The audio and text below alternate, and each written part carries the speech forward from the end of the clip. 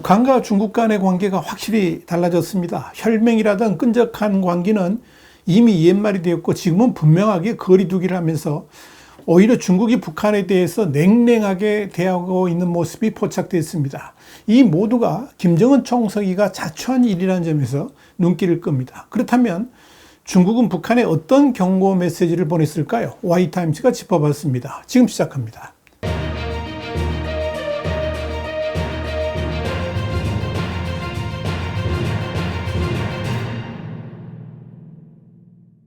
미국의 소리 VOA는 현지 시간으로 3일 중국 정부가 중국 여자 프로농구 리그에 진출한 북한 여자 농구 선수의 비자 발급 거부 및 귀국 조치를 취했다 그러면서 중국 당국은 이런 보도에 대해서 이례적으로 대북 제재 이행을 언급했다라고 보도했습니다.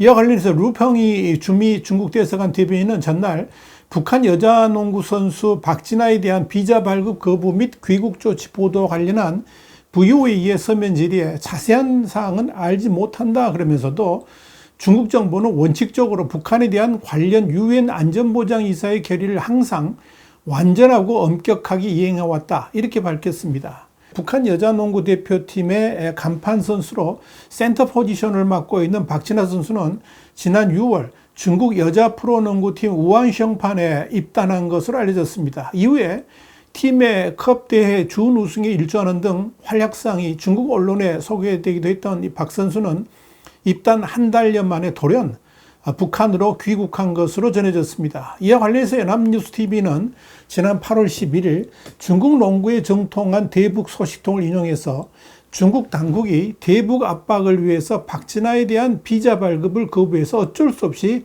돌아갔다는 소문이 있다 이렇게 단독으로 보도를 한 바 있습니다. 당시 연합뉴스TV는 박진아는 2m가 넘는 신장을 앞세운 북한 여자농구의 명실상부한 에이스이며 2018년 남북통일농구 대회에선 선수들 중 가장 큰 신장으로 눈길을 끌었다 그러면서 작년 항저우 아시안게임 동메달을 놓고 펼쳐진 남북 대결에서 북한은 대패했지만 박진아는 27점을 넣으며 홀로 빛났다 이렇게 밝혔습니다. 연합뉴스TV는 이어서 4년 전 한광성 등 유럽리그 등에서 뛰던 북한 축구선수 3명이 제재 위반을 이유로 돌아간 적은 있지만 서방 국가가 아닌 중국에서 뛰던 북한 선수가 쫓겨난 건 전례가 없는 일이다 이렇게 지적했습니다.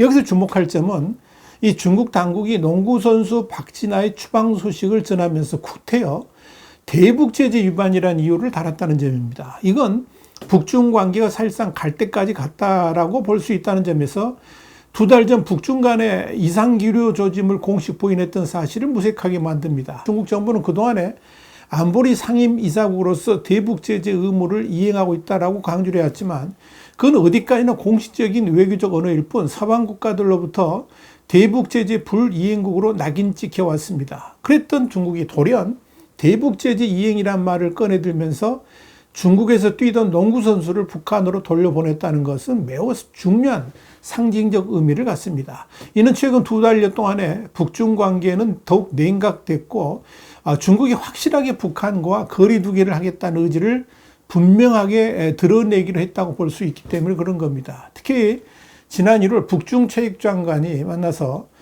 선수와 지도자 교류를 심하겠다라고 약속했지만 악화된 북중 관계 앞에서 1년도 지나지 않아 유명무실해진 것입니다. 지난 7월 초 린젠 외교부 대변인은 중국이 제중 북한 노동자의 비자 연장을 거부했다 이런 보도에 대해서 최근 한국 일부 매체는 수시로 중조 그러니까 북중 관계가 어떻다 하는 소식을 내보내면서 몇몇 실체 없는 그런 억측과 과장된 선전을 하고 있다라고 반박을 한 바 있습니다. 린젠 대변인은 이어서 나는 관련 매체가 전문적 수준을 견지한 채 사실에 근거해 객관적으로 보도하고 뉴스를 소설처럼 쓰지 않기를 바란다 이런 말도 했었습니다. 그런데 지금 나타난 결과를 보면 당시 린젠 대변인이 진실을 숨기고 거짓으로 포장된 발언을 했다는 것이 확인되는 겁니다. 우리 신문은 지난 7월 31일 혈맹이라던 북중 관계 확실한 이상 징후 포착 당분간 회복 불가능 이런 제목의 정세 분석을 통해서 중국이 북한을 대하는 태도가 예전과는 사뭇 다르다는 점에서 김정은을 향한 시진핑 주석의 불만이 그대로 표출되고 있는 것이 아닌가 하는 분석까지 나온다. 이렇게 보도를 한 바 있습니다. 그러면서 우리 신문은 김정은이 지난 7월 26일 조중 우이탑이 헌화하면서 중국의 한국전쟁 지원에 감사하고 양국 관계 발전을 강조한 바 있는데 다음 날인 7월 27일 밤 정전협정 체결 71주년, 북한에서는 정승절이라 부르는데 이 전승절을 맞아 개최한 열병식에 왕야진 평양 주재 중국 대사가 불참했다 그러면서 이는 매우 이례적으로 북한이 러시아와의 관계를 빠르게 발전시키고 있는 것에 대한 중국의 불만을 그렇게 표현했을 것이다 분석을 해드린 바 있습니다. 이렇게 완전히 틀어진 북중 관계는 중국 당국의 공식적인 부인에도 불구하고 여러 곳에서 포착이 됐습니다. 지난 7월 9일 중국 당국이 중국에 파견된 북한 노동자 전원을 귀국시키라고 북한에 여러 차례 요구를 했지만 북한 당국은 파견 노동자들을 순차 귀국시켰다라고 답변했습니다. 그러자 중국은 북한 측의 제안을 무시하면서 비자가 만료되는 대로 전원 귀국시키겠다는 의지를 분명히 했습니다. 이 북한의 노동자 송출은 국제사회 제재로 외화 확보에 어려움을 겪는 북한의 주요한 돈줄로 꼽히는 만큼 이 중국의 대규모 노동자 송환 요구는 북한에 상당한 압박이 되리라는 관측입니다. 당장 북한 김정은의 돈줄이 차단당하는 어려움을 겪을 수 있기 때문입니다. 또 중국은 최근 대북 수출 품목에 대한 세관 통제와 함께 밀수 단속도 강화하고 있는 것으로 알려졌습니다. 이런 일련의 일들은 비정치적인 연성 이슈에까지 악화된 북중 관계가 표출되고 있다는 점에서 문제의 심각성이 있습니다. 이는 북중 관계의 균열이 우리가 생각하는 것보다 훨씬 더 깊고 또 파열음도 클 수 있음을 보여주고 있다. 이렇게 정리할 수 있을 것입니다. 사실 북중 관계에 이렇게 엄청난 파열음을 일으킨 것은 전적으로 김정은이 자초한 것이라고 봐도 무방합니다.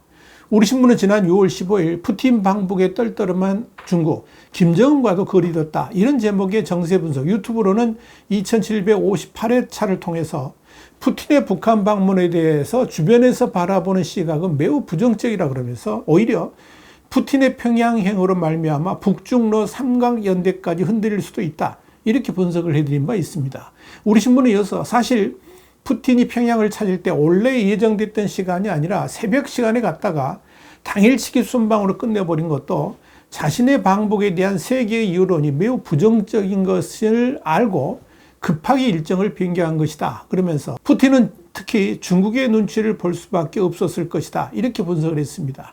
결국 이 김정은과 푸틴의 밀착은 외교적으로 봤을 때 엄청난 실수라고 해야 옳을 것입니다.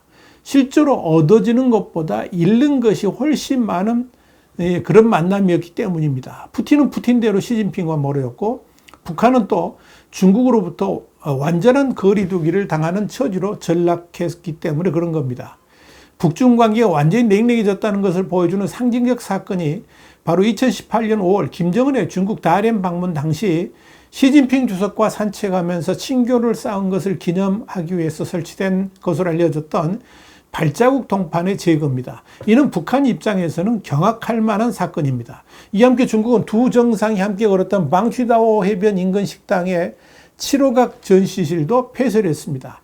해당 전시실에는 김일성, 김정은이 방취다오를 방문했던 당시 사진 등이 전시되어 있어서 김정은도 방문했던 곳이었는데 돌연 그 기념관이 사라져버린 겁니다. 이는 북중 관계가 사실상 돌이킬 수 없는 지경으로 흘러가 버렸다는 것을 의미합니다. 그렇다면 중국은 왜 이렇게 김정은에 대해서 거리두기를 하는 것일까요? 한마디로 시진핑은 김정은이 중국을 배신했다라고 봤기 때문일 것입니다. 이렇게 북중 관계 악화의 반작용으로 나타나는 것이 바로 한중 관계 해빙 무드입니다. 그것도 한국이 아닌 중국 측에서 다양한 채널의 대화를 원하고 있고 심지어 시진핑 주석의 방한 가능성까지 거론됩니다. 한국 정부 당국자가 한중 관계 복원이 계속된다면 시진핑 중국 국가주석이 방안이 성사될 가능성이 있다라고 언급한 가운데 중국은 지난 2일 마오닝 중국 외교부 대변인을 통해서 중국과 한국은 이웃 국가이자 서로의 중요한 협력 파트너라 그러면서 중한 관계의 건강하고 안정적인 발전을 추진하는 것은 양국의 공동이익에 부합하고 고위급 교류는 국가와 국가 관계의 발전을 추동하는 데 중요한 역할을 한다라고 밝혔습니다. 그러면서 마오 대변인은 동시에 충분한 준비를 하고 적합한 분위기를 조성할 필요가 있다 그러면서 또 풍성한 성과를 얻을 필요가 있다라고 강조를 했습니다. 이 마오 대변인이 한 말의 속뜻은 시진핑 주석이 한국을 방문할 생각이 있긴 하지만 그에 앞서서 방한할 수 있는 명분을 한국 측이 마련해 주기를 원한다. 이런 뜻이 담겨 있다고 볼 수 있습니다. 분명한 것은 이 한중 정상회담은 시진핑의 방한이 전제돼야 된다는 사실이죠. 시 주석은 박근혜 정부 시절인 지난 2014년 7월 국빈 방한을 끝으로 한국을 찾지 않았습니다. 문재인 전 대통령이 임기 중인 2017년 12월과 19년 12월 두 차례 방중했지만 시 주석은 답방하지 않았습니다. 그렇기 때문에 이번에는 시진핑 주석의 방한은 필수적입니다. 그렇다고 한국 측이 시진핑의 방한을 오매불만 기대할 필요는 없을 겁니다. 지금 정치 경제적으로 급한 곳은 한국이 아닌 중국이기 때문에 그렇습니다. 특히 이 미중 관계의 어려운 여러 가지 문제점들을 한국을 통해 해결해 나가기를 원한다는 점에서 시진핑 주석의 방안은 오히려 중국 입장에서 상당한 이득이 될 것임이 분명합니다. 다만 시진핑의 방안은 한미 간의 외교적 협의가 전제되어야 합니다. 미국의 대중국 수출 통제라든지 제재 등에 있어서 한국의 재량권을 미국 측이 인정을 해줘야 되기 때문에 그런 겁니다. 분명한 건 지금 아쉬운 쪽은 중국이라는 점입니다. 이런 측면에서 한국은 기다리기만 하면 됩니다. 서두를 필요는 없다 하는 이야기입니다. 와이타임스 국제정세 분석의 추국이었습니다. 감사합니다.